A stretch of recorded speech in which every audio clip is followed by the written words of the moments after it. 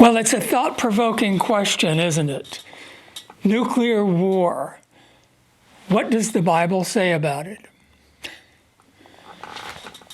Nothing could be more terrifying than a nuclear war.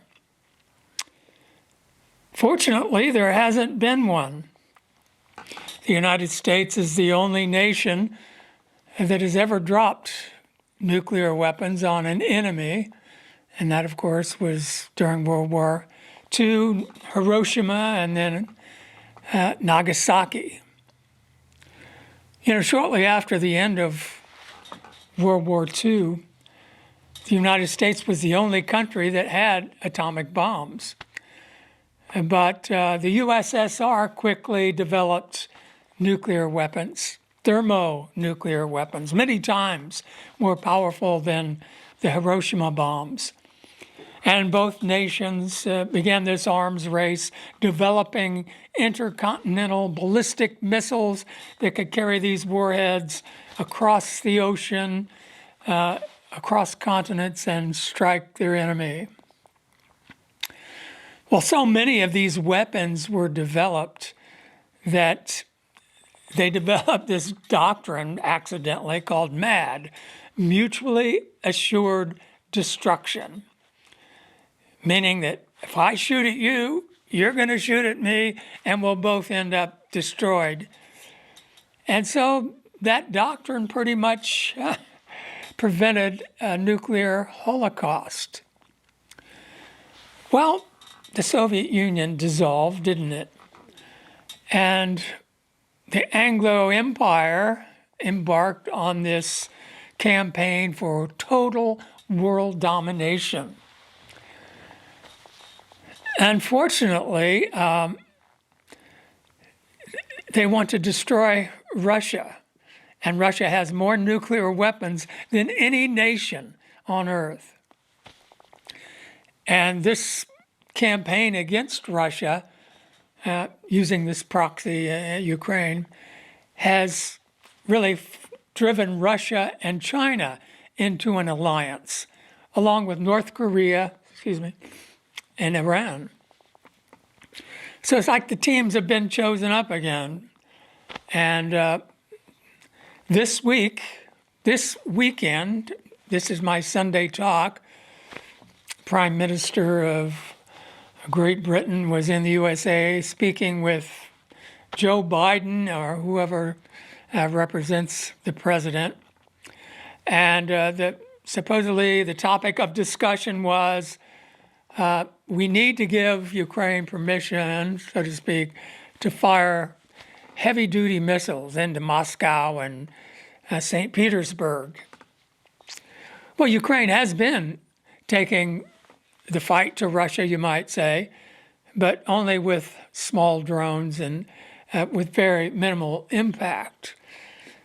But the British have given Ukraine their Storm Shadow cruise missiles, and they have a pretty big bang to them. But they haven't given Zelensky permission yet.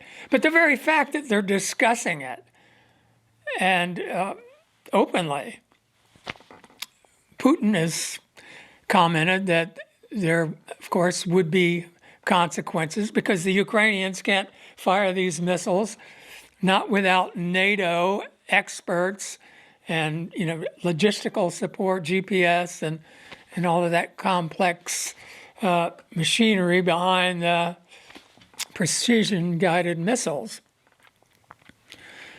The Russian ambassador to the UN basically echoed Putin's word that said that this war will not be against Ukraine. It will be NATO against Russia. No more proxy war. And that means nuclear war. People realize that. So how did it come to this? What about mutually assured destruction? Well, there's something to take into consideration, and most people have not. And due to their mindset, they cannot. But there is an unseen world that has influence over our world.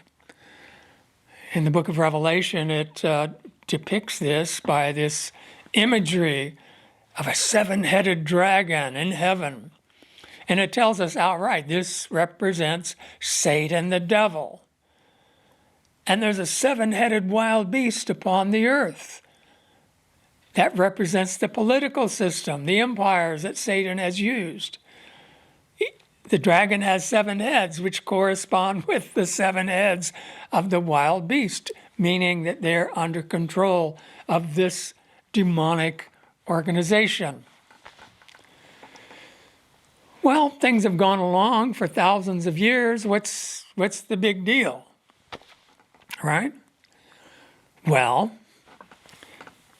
Revelation also shows that there will come a time when this dragon is no longer allowed in heaven. And the 12th chapter of Revelation depicts a war between Michael, who is Jesus Christ, between his angels and the dragon and his angels, the demons. And down they are hurled, the Bible says. A place was found for them no longer in heaven. Be glad, you heavens, and you who reside in them.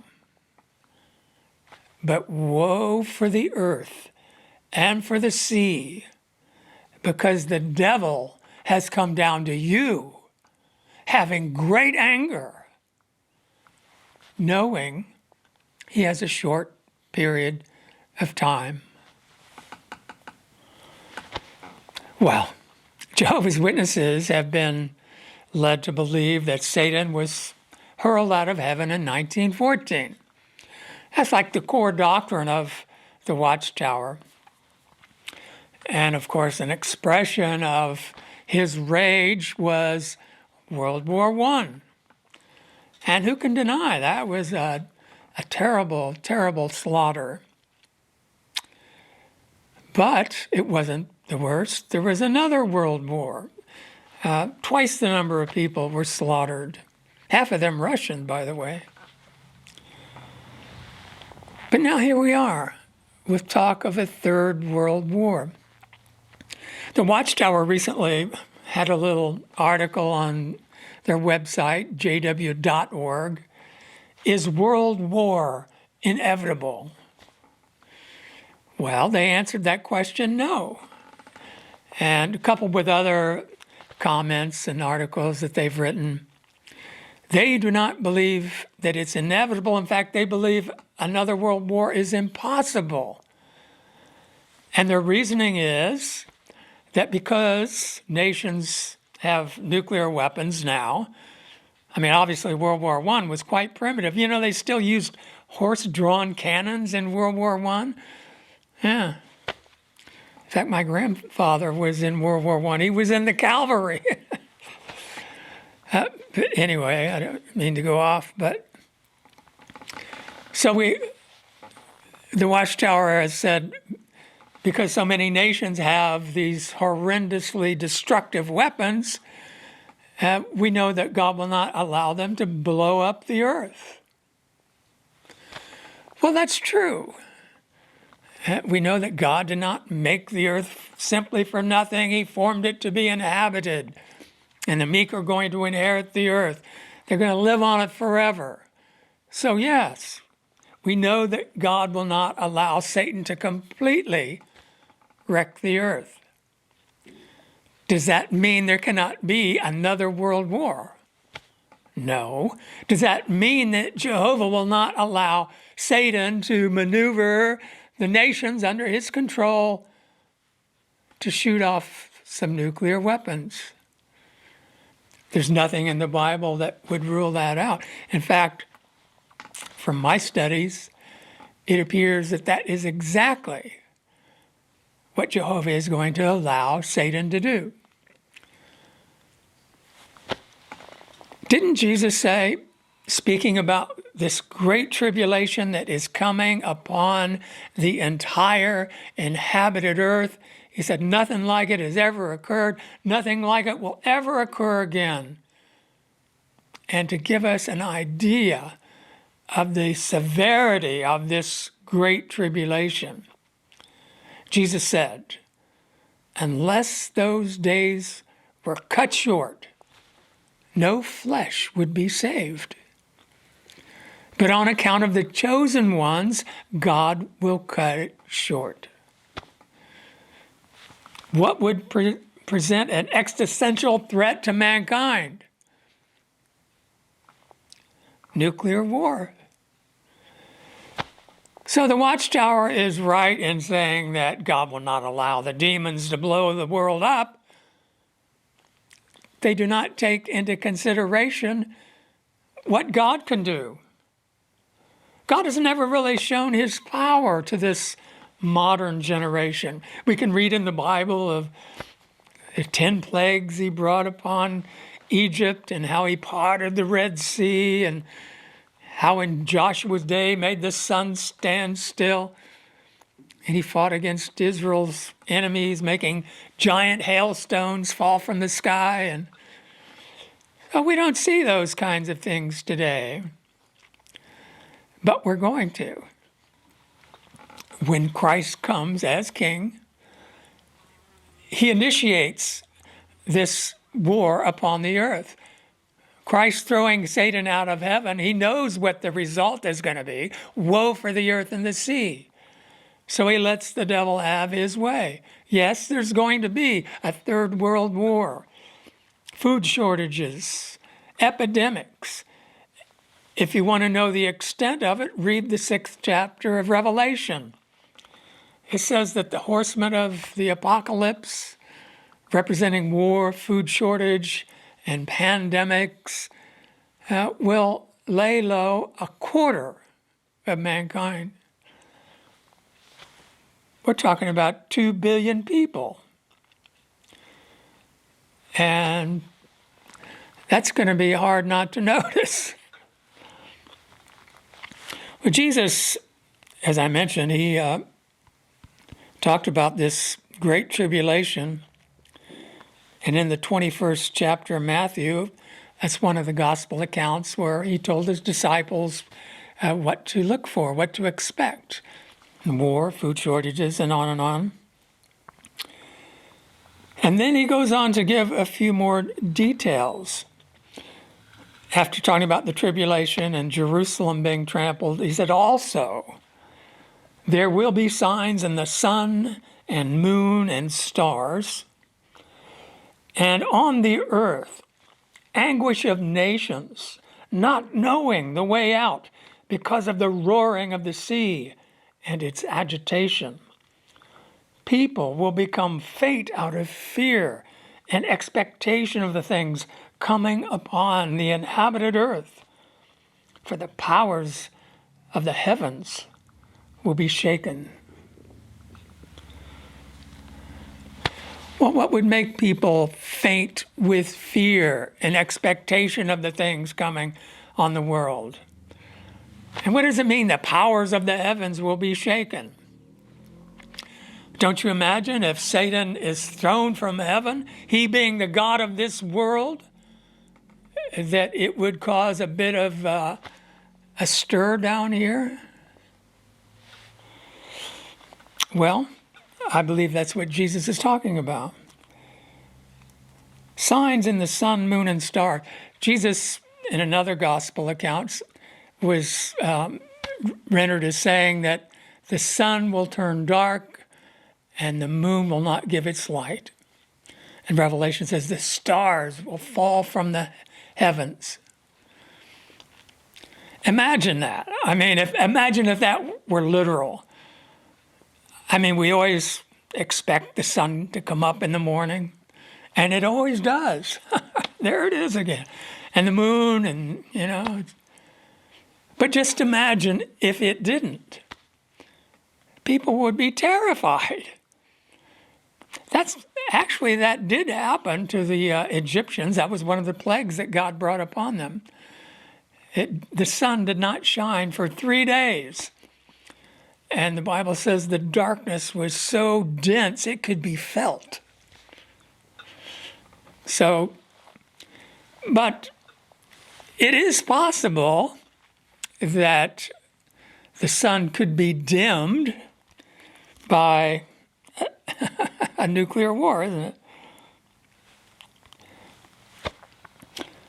The book of Zephaniah has a little bit to say about that. It talks about the coming of the day of Jehovah. And of course, originally it was expressed toward Israel, and God was going to destroy Judah, Jerusalem, because of their idolatry, because of their making sacrifice to Baal.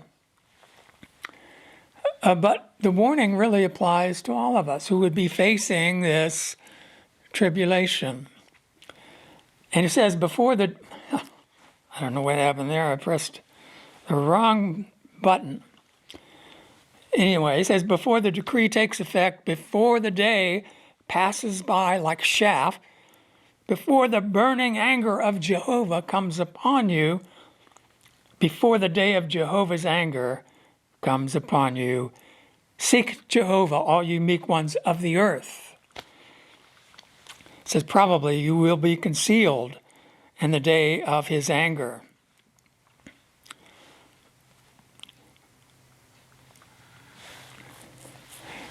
Flipping over to the third chapter, Jehovah condemns his people for their unfaithfulness, and he says he was in their midst trying to correct them, but the wicked one knew no shame. So here's God's solution. He says, so keep yourselves in expectation of me, declares Jehovah. Well, Jesus warned us to be in expectation of him because he's coming as Jehovah's judge, right? As Jehovah's appointed king. He says, until the day that I rise up to take plunder, for my judicial decision is to gather nations, to assemble kingdoms, to pour out on them my indignation and all my burning anger. For by the fire of my zeal,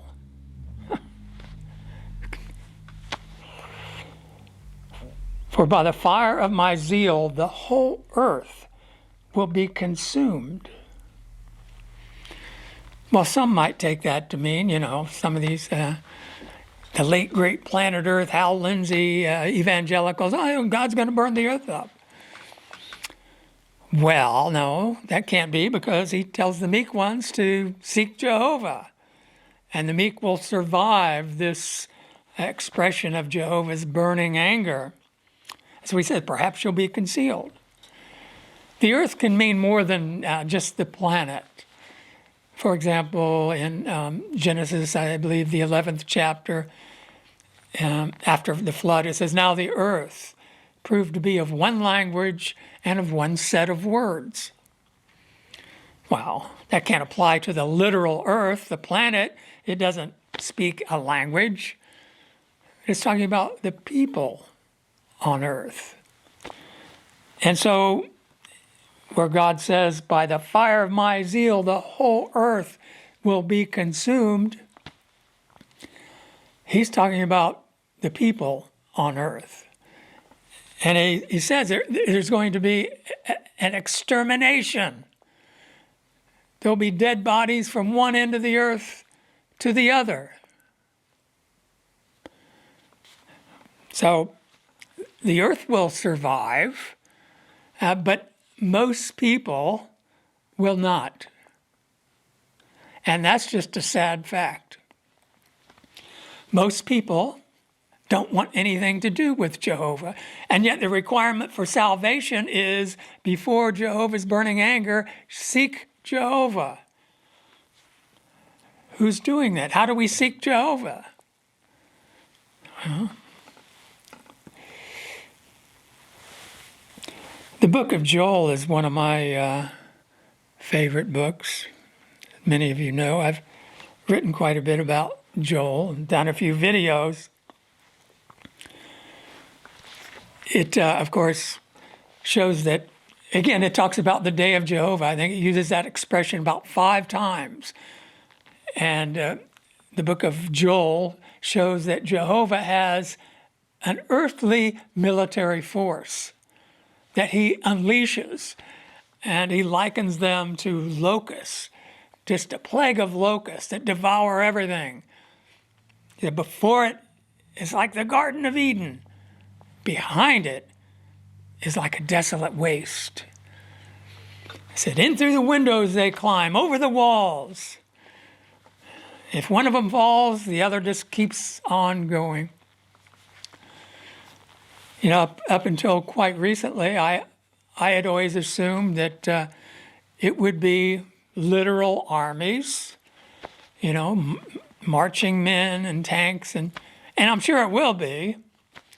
But in the last few years, we've seen America and Europe overrun with people from other countries. And many of these are from the Middle East, Muslim countries. Some of them are from China, Pakistan. Some of them are obviously trained terrorists. And they've been given, as I mentioned before, debit cards and cell phones and all of that. So I believe that's a contingent of Jehovah's military force. And when the time comes, they'll be given their orders to carry out chaos, murder, plunder, in through the bedroom window there, or through the window. So anyway, talking about darkness, chapter 2, verse 2, it is a day of darkness and gloom, a day of clouds and thick gloom, like light of dawn spreading out on the mountains. And then he says, there is a people numerous and mighty. Never before has there been one like it, and never again will there be another. Well, that's what Jesus said about the tribulation, isn't it? There hasn't been anything like it, nor will there ever be anything like it ever again.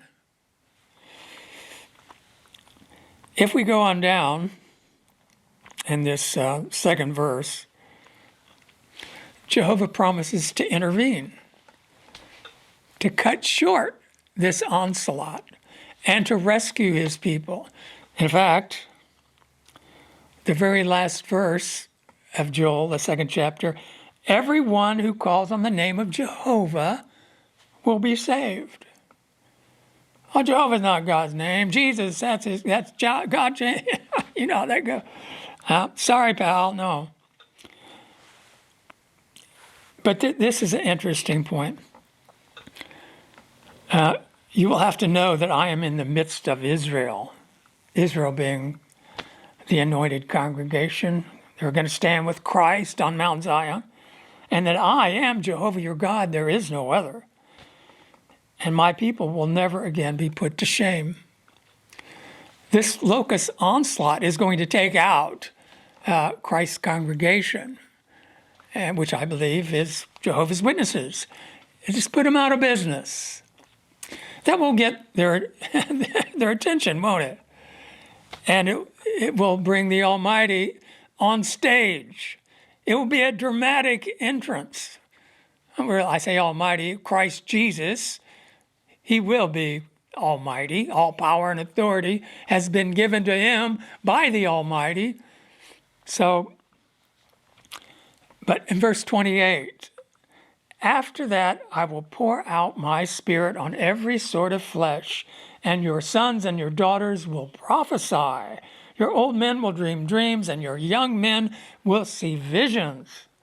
And even on my male slaves and female slaves, I will pour out my spirit in those days. When are those days? After this Holocaust, after this tribulation. And notice again that verse 30, and I will give wonders in the heavens and on the earth, blood and fire and columns of smoke. Nuclear fire? Mushroom clouds? I believe so. And the sun will be turned into darkness and the moon into blood before the coming of the great and awe-inspiring day of Jehovah. And then that's where it goes on to say, everyone who calls on the name of Jehovah will be saved.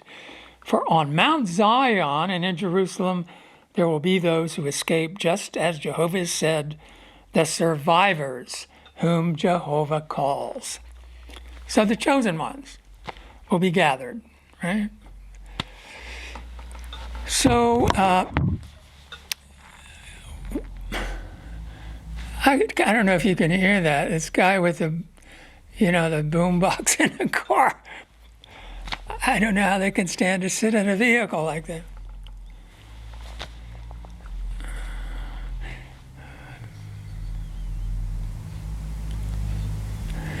That's a nice background music, maybe. Okay, it was. So what does the Bible say about nuclear war? What do you think? I think it says Jehovah is going to let Satan go all the way to threaten mankind with extermination, and Jehovah, through his son Jesus, will save the day. It'll be a perfect ending for a world so wicked, so much blood has been spilled down through the centuries. And for the last 100 years, all the brightest minds have been working on developing ways to kill most of mankind. And Jehovah's going to let them go to the extent where they prove their madness and their wickedness. And as I say, that will be a perfect ending. And then Jehovah will just wipe the whole mess out, handcuff Satan and the demons, drag them away, and the new world will begin. Probably still, smoke and clouds and debris for years and years after, but what a relief to be rid of Satan, the demons, and all their wicked minions here on the earth. So hopefully I will talk to you next Sunday. And by the way, I've been doing a midweek podcast. I'm going to be going out of town for a few days and won't be able to do a midweek podcast this coming week, but hopefully I'll get back on course. Thanks for watching.